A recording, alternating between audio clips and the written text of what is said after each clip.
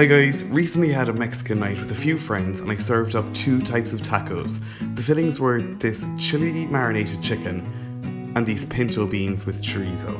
I served up a load of accompaniments for everyone to build their own. Some sour cream, pickled onions, cos lettuce, toasted corn tortillas and some sharp grated cheddar.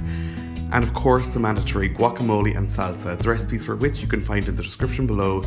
The frozen margaritas are optional but encouraged. Start off the day before by placing a large frying pan over a high heat to toast up the ingredients for the chicken marinade. Start off with 3 dried ancho chilies, 1 fresh red chili, and then 6 cloves of garlic with the skin on. Just place them all into the pan without any oil and let them toast away until they become really aromatic and they start to brown. The dried chilies won't take too long, so turn them over after about 1 or 2 minutes. Then take them out while the fresh ingredients continue to toast. Keep an eye on the fresh chili, that'll take the longest time because it's got such high water content, but turn it every so often and you want it to go black like that. Same with the garlic, don't worry about burning it, the skin will cause them to steam and they won't burn. Once the garlic is nice and brown on all sides, take them out too. The chili was brown enough for me that day, but normally I do let it go browner. Browning them like this will give them a really smoky flavour. Now take a smallish heat-proof bowl and take the ancho chilies, remove the stems, break them in half and leave them in the bowl. Then top it up with some boiling water. Not too much though, you just want to submerge these because any more water than that and they'll lose a lot of their flavour. Now set them aside for about 15 minutes to rehydrate. Now I'm going to de-seed my fresh red chili because I'm a little bit of a wuss when it comes to chili heat, but you can leave them in if you want, and actually I don't think they'd impart that much heat when it's in a marinade like this. Now peel all of the toasted garlic cloves. This should be easy and you can do it with your fingers.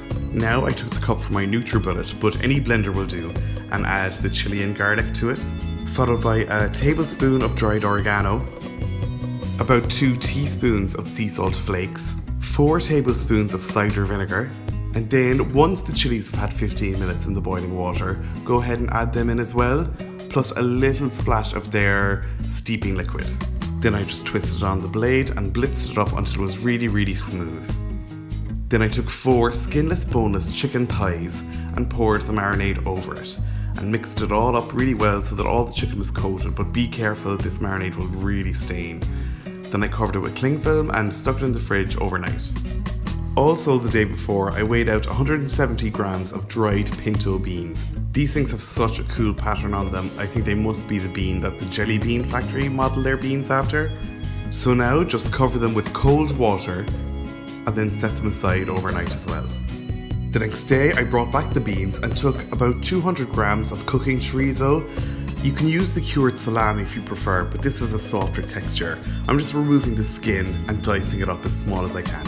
Then I placed a large frying pan over a high heat, and once it was hot I added in the chorizo and stir fried it for about 5 minutes until all its juices had leaked out and it was starting to crisp up. Then I added in the drained beans and stir fried them for just 2 minutes before adding 2 tins of tomatoes and another tin of water. Then turn the heat down to medium-low and allow it to simmer and bubble for about 2.5 hours or until the beans are soft. This time could vary. Now for the chicken, take a baking sheet and lay the thighs on it. Then transfer it to a preheated oven at 180 degrees Celsius for 30 to 35 minutes. When you take them out, they should be nice and charred but still really juicy on the inside. So let them sit there for 5 minutes to cool, then transfer them to a chopping board and slice them up. Because you're using thigh meat, you don't have to worry so much about them drying out like breasts would. Thighs stay moist for much longer. Now transfer them to a serving bowl and keep them warm while you dish out your beans and chorizo. The beans are done when they're soft and most of the liquid has gone. If you're worried about getting the timing right though, you can make these ahead of time if you want and just warm them up right before serving. Just take a serving bowl and transfer all the beans into it. To assemble, I added some homemade salsa to a toasted corn tortilla, followed by a bit of lettuce, the chili marinated chicken. I topped it with some grated cheddar and then I did my best to roll it up and get it in my mouth without causing any mess, but I did fail. Round 2 was some homemade guacamole, some more lettuce, a nice scoop of the bean and chorizo mixture, and a good dollop of sour cream before rolling it up and digging in again. Thanks a million for watching, guys. I hope you liked this video. It might seem like an awful lot of effort, but if you check out my guacamole and salsa videos, you'll see that they're actually very easy. If you did like the video, be sure to give me a like and subscribe. You can check me out on social media if you like. All the links to my accounts are in the description below, as well as the link to my blog where you'll find this full recipe at www.rookiecook.org.